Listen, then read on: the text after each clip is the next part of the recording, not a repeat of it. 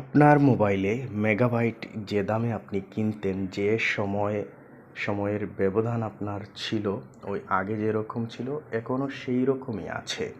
আপনি দেখুন, সবাই বলেছিল মেগাবাইট আমার মেয়াদ শেষে চলে যাবে কেন, এটা আমার টাকা দিয়ে কেনা, এটা আমার মোবাইলেই থাকবে। কিন্তু না, আপনার পলক সাহেব থাকতে যেরকমই ছিল সেইভাবেই আছে, বরং আরও রেটটা বেড়ে গিয়েছে। টক টাইমেরও একই অবস্থা। তাইলে এই যে উপদেষ্টা নাহিদ এতদিন ছিলেন পলক সাহেবের জায়গায়, তিনি কি পরিবর্তন করতে পেরেছেন? কোনো কিছুই পরিবর্তন করতে পারেননি। এর ভিতরে অনেক রহস্য লুকিয়ে আছে।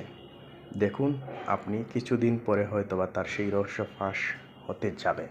এজন্য তিনি পদত্যাগ করেছেন।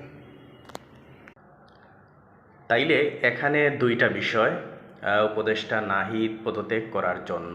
এক হচ্ছে, উনি হয়তোবা চেষ্টা করেছিলেন যে এই বিষয়টা পরিবর্তন করার জন্য, যে এমবি মোবাইলেই থাকবে মেয়াদ শেষ হওয়ার পরেও, টাকা যেভাবে থাকে, এবং মিনিট যারা কিনেন একই অবস্থা, মিনিট এবং এমবি থাকবে, টাকা যেভাবে রিচার্জ করার মেয়াদ যাওয়ার পরেও থাকে সেইভাবে থাকার কথা ছিল।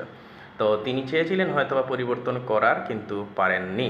অথবা এখানে আরেকটা কারণ হতে পারে যে উনি বিভিন্ন টেরিটরির সাথে, যেমন গ্রামীণফোন, গ্রামীণফোন, রবি, এয়ারটেল, এদের সাথে হয়তোবা তিনি কানেক্টেড হয়ে কিছু বাম হাতের কাজ হয়তোবা করেছেন।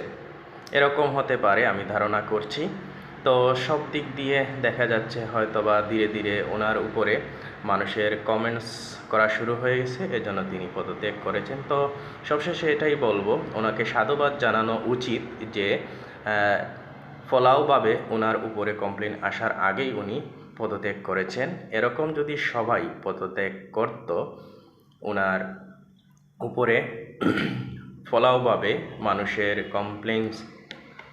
কমপ্লেন্সটা আসার আগেই যদি এভাবে পদত্যাগ শুরু হয়, তাইলে আগাম ভবিষ্যতে দেশে কিন্তু অনেক পরিবর্তন আসবে।